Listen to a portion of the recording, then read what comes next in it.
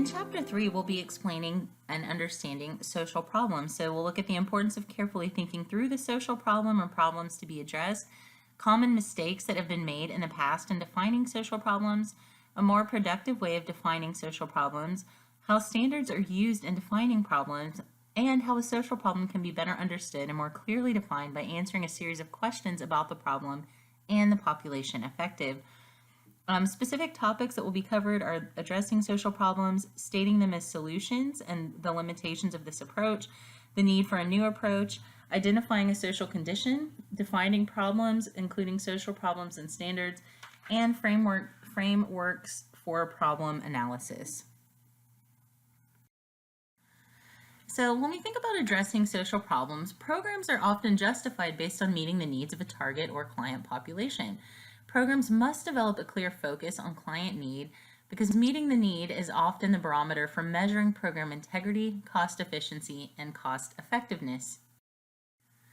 So as we think about addressing these various problems, we have to look at a planning process. So problem analysis and needs assessment, formulation of a policy framework expressed in goals and objectives, the selection and implementation of an intervention or program, calculation of resources needed to implement the program, and management of monitoring, evaluation, and feedback procedures.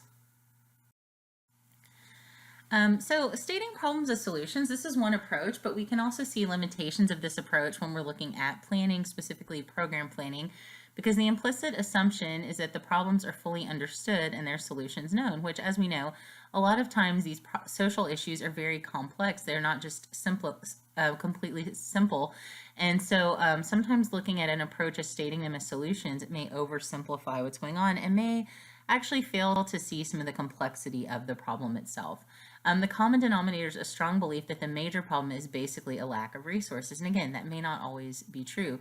We know what to do and would be able to solve most, if not all, problems if we had sufficient resources. And again, that's not always the case. And so that's some of the limitation that we see here, because there may be specific blinders to other issues, social issues, issues within the community that are maintaining the problem. Again, limitations to this approach: business as usual with additional resources risks taking program planning in an unproductive direction. Fresh analysis of conditions and problems may result in different interventions or programs. And so again, it's important for us to understand as fully as possible these social problems, and by understanding and being able to define them clearly, it also gives us a better course of action in terms of developing interventions. Okay, again, limitations to this approach: stating problems as solutions, emphasizes organizational survival or program maintenance and expansion. Services initially introduced as possible mechanisms to assist people in need because, and they become the only way to do things. And so again, there may be this lack of evaluation that occurs there. And then this focuses on the existing service delivery system, emphasizing management aspects, the efficiency of the system, not the effectiveness of the system. And so again, it leaves out a key piece, or potentially leaves out a key piece to being able to actually solve some of these social issues. Okay. When we try to be a bit more critical in terms of understanding social problems, some of the considerations are that problem analysis should be the first of a series of related activities in the planning process. Problem analysis initially should focus on understanding the problem, not on generating the solutions, and a problem analysis should involve a fresh look at issues free of assumptions about services. So looking at the need for a new approach, just comparing these two things, the business as usual approach, we see that existing services based on a traditional understanding of the problem. We see growing numbers of people in need in the community, and then request for increased funding or existing services. If we compare that to the analytical approach, we see that problem analysis is based on existing theory and research. So again, we have that empirical piece here, this evidence-based piece, the current profile of those in need in the community, and so that leads more to the approaches to service based on new and current understandings of problem and need. Okay, identifying a social condition. We begin with an understanding of the condition or facts or statistical representation of the phenomenon under study. We follow with an understanding of the problem itself. The concept social problem needs to be understood as relative. An individual brings a frame of reference shaped by a value system to a condition and labels a condition a problem. Conditions can be defined as social facts.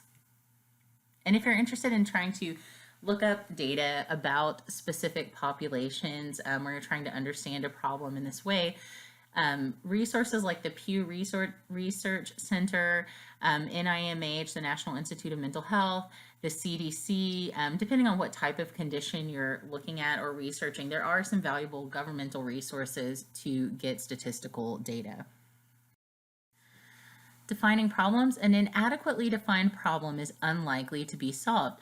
A well-defined problem may be successfully addressed, assuming adequate resources are made available and appropriate services are provided.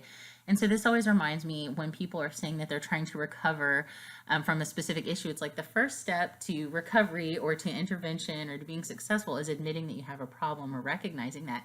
But it's also important for us to understand the nature of the problem itself. And again, as we mentioned, defining or having a well-defined problem or defining it in a really effective way is using evidence that's out there, is looking at research that's out there, is kind of pouring through various resources to understand that.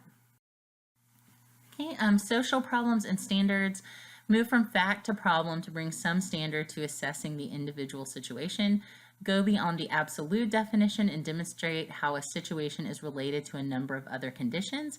Conditions become problems when they are judged to be negative, harmful, or pathological. There's a need to take all perspectives on social conditions into account during the planning process.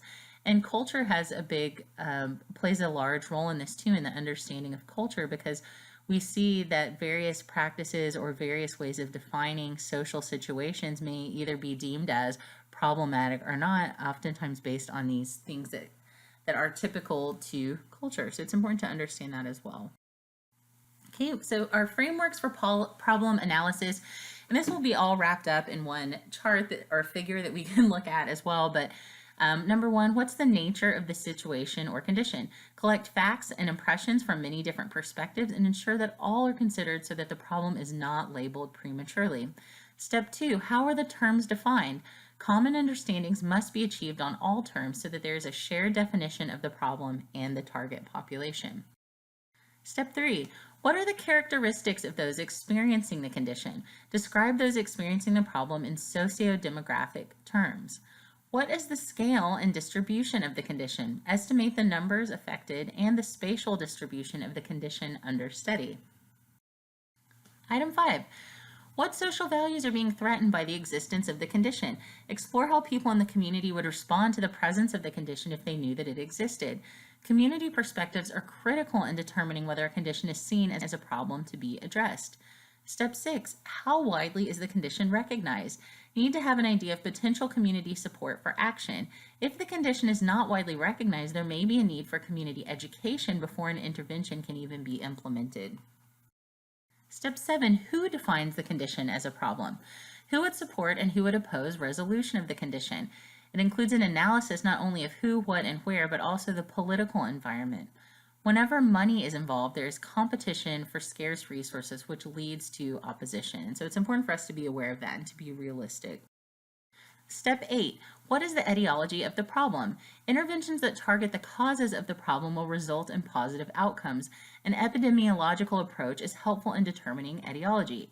It hypothesizes the existence of causal chains and assumes that if a link in that chain can be altered or broken, the problem can be addressed, at least with partial success. Speculating about etiology of multi-causal social problems is dependent on available information that influences accuracy and validity of knowledge of cause and effect. And finally, step 9, are there ethnic and gender considerations? We need to be aware of the ways in which the problem and the proposed intervention will affect and be affected by ethnic and gender considerations. Also, you could read into this culture, and that extends beyond just ethnicity and gender, but think about differing physical abilities that people may have. Think about religion, spiritual aspects that may play a role. So we have to consider, I would say, cultural considerations here. Okay, and so again, this is our kind of wrap up the chart here or the figure here that looks at these different steps. You see that this process is cyclical, so it's something that's constantly being assessed, and it's dynamic, and the nature of these conditions can change. And so we're assessing our, as our last step is we're assessing culture, And as working through each of these 9 steps, we are continually being dynamic in terms of how we're looking at that. So again, just to reiterate, item 1, define the nature of the condition. 2, how are terms being defined? 3, determine characteristics of the population. 4, determine scale and distribution. 5, determine social values being threatened. 6, determine degree of recognition. 7, determine who defines the problem. 8, determine the etiology. And 9, assess ethnic and gender considerations. And so again, these are just some of the basics in terms of how do we actually define these social problems? How do we make sure that we're using evidence that is available to us? And how are we applying that evidence to understanding conditions and being aware of all of the different stakeholders within the community who may play a role in our ability to design programs and manage them effectively?